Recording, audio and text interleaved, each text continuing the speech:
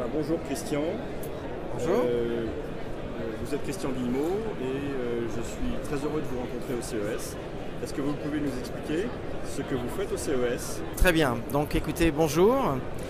Donc oui, je suis le président de AEMA, qui est une société, une des 5 sociétés du groupe Guillemot, petite sœur de Ubisoft, Guillemot, Longtail Studio, et qui est spécialisée dans les logiciels ou les solutions de télémédecine, téléassistance avec lunettes connectées.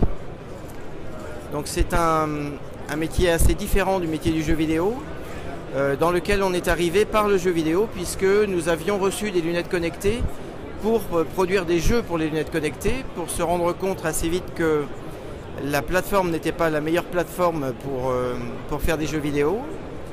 Et donc c'était au moment où nous avons rencontré le professeur Colin à Rennes, qui lui nous a demandé de l'aider pour faire une première live entre Rennes et le Japon pour une chirurgie de l'épaule.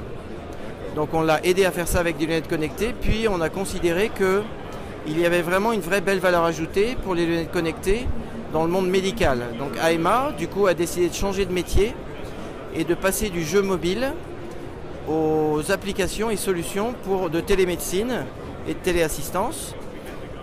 Donc ça c'était je dirais à peu près en 2014, 2013-2014. Et en 2015 on a sorti donc une solution qui est une solution qui fonctionne avec des lunettes connectées et un téléphone portable et qui permet donc effectivement de faire ce qu'on appelle le See What I See, c'est le vois ce que je vois, et qui permet donc de faire de la télé-expertise, télémaintenance, tant dans le domaine médical que dans l'industrie. Ce qui est important, c'est que vous l'avez enrichi cette lunette. Vous l'avez enrichi, c'est-à-dire que vous avez réuni une équipe de développeurs qui travaillent directement et vous avez fait un nouveau système d'exploitation, vous avez fait des tas de choses qui n'existaient pas et qui étaient nécessaires pour pouvoir développer ces applications professionnelles. Voilà, donc en réalité ce qui s'est passé, c'est que Google a sorti ses Google Glass et assez vite ils ont retiré le logiciel Hangout des lunettes connectées parce que leur niveau de latence était très élevé, trop élevé, c'est-à-dire de quelques secondes. Et c'est ce qui nous a donné l'idée le jour où ils l'ont enlevé, en fait, d'aller développer nos propres solutions en essayant d'être, je dirais, avec une optique extrêmement précise concernant cette latence et avec un objectif d'avoir la latence la plus faible possible. Donc c'est ce qui nous a fait prendre le contrôle des lunettes tout d'abord, en essayant de supprimer toutes les routines et tous les éléments qui tournaient dans les lunettes connectées Google. Et idem pour les autres fabricants de lunettes, et de les coder en natif directement en ne leur faisant faire que ce que nous souhaitions qu'elles fassent, c'est-à-dire de bien communiquer l'image et le son dans les deux sens, ainsi que la data, et en ne se préoccupant de rien d'autre. C'est-à-dire que dans les lunettes connectées, il y a presque un téléphone, en dehors de quelques éléments, c'est presque un téléphone qui fait des milliards de choses. Donc on a retiré tout ça et on a recodé avec nos propres logiciels dans les couches basses des lunettes afin qu'elles fassent que ce qu'on souhaite. Vous avez combien de développeurs maintenant? 25. 25 développeurs qui Tout à sont fait. À Rennes. à Rennes.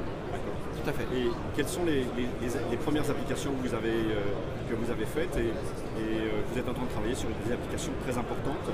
Alors, la première et simple application que nous avons faite, c'est de faire donc la meilleure communication possible pour des lunettes connectées branchées ou à un PC ou à un téléphone.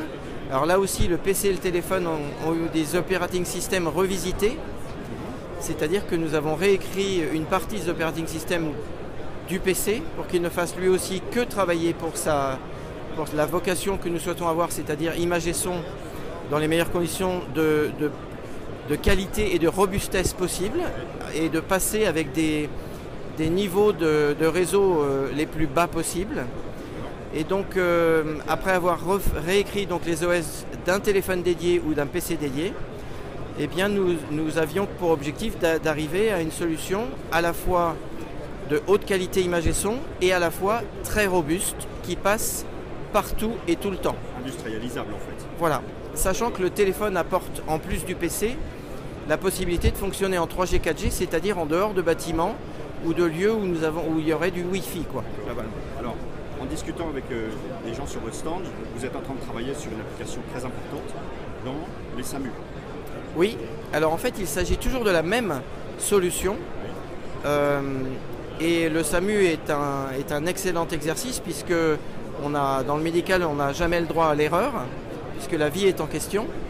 Et donc, on teste actuellement, effectivement, dans des SAMU de Metz notamment, le fait d'embarquer un petit kit de télémédecine qui, au cas où, à l'endroit où il y a un problème, il y ait besoin d'une expertise qui n'est pas à bord de l'ambulance, alors que la personne puisse se connecter. D'accord, donc vous ajoutez à la voix, à la communication vocale, vous ajoutez la vision. Tout à fait. Voilà. Et donc ça, il y a un appel d'offres pour refaire le SAMU. Oui, alors, réintégrer avec certains SAMU où nous travaillons directement et ils sont déjà en train de les utiliser. Et nous avons actuellement en fait, nous concourons pour des projets beaucoup plus importants à l'échelle nationale pour apporter la vision, effectivement, aux différents SAMU de France. Qu'est-ce que vous trouvez ici au CES? Pourquoi vous êtes là? Qu'est-ce que vous trouvez? Nous aimons beaucoup le CES de Las Vegas parce que notre cible, alors déjà on y vient depuis 30 ans, mais notre cible pour AEMA, ce sont les CIO, c'est-à-dire les Chief Innovation Officers du monde entier qui viennent au CES pour trouver des solutions techniques à des problématiques qu'ils ont en interne. Et c'est vraiment dans cette philosophie-là que nous sommes, c'est-à-dire que nous souhaitons qu'une de ces personnes qui a un souci ou une problématique non résolue voit nos solutions et se disent tiens, s'ils sont capables de faire ça, ils peuvent sans doute résoudre un de nos problèmes. Et à ce moment-là, ça donne lieu à un rendez-vous, une démonstration sur place chez eux. Puis une fois que c'est fait, eh bien, ils décident eux si il y a une valeur ajoutée suffisante de leur côté pour pouvoir intégrer des kits de téléassistance ou de télémaintenance de chez nous. Et après, ça donne lieu à ce qu'on appelle un proof of concept, c'est-à-dire un essai qui va durer 1 mois, 3 mois, 6 mois. Vous êtes capable de vendre aux États-Unis? Oui. D'accord, vous avez des filiales aux États-Unis, vous avez une filiale aux États-Unis. Oui. Et donc, vous faites partie des 10 sociétés spécialistes des Google Glass dans le monde. Oui, c'est-à-dire que Google a construit un programme qui s'appelle le Google Glass at Work Programme.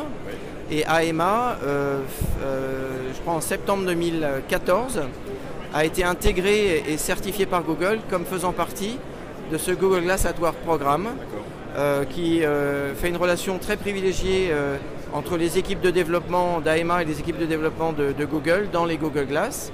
Et actuellement, donc, nous commercialisons encore la Google Glass V1 et nous travaillons très étroitement avec Google afin de finir d'élaborer la Google Glass V2 qui nous permettra d'avoir encore plus je dirais, de qualité de produits, de qualité de communication dans les échanges en fait.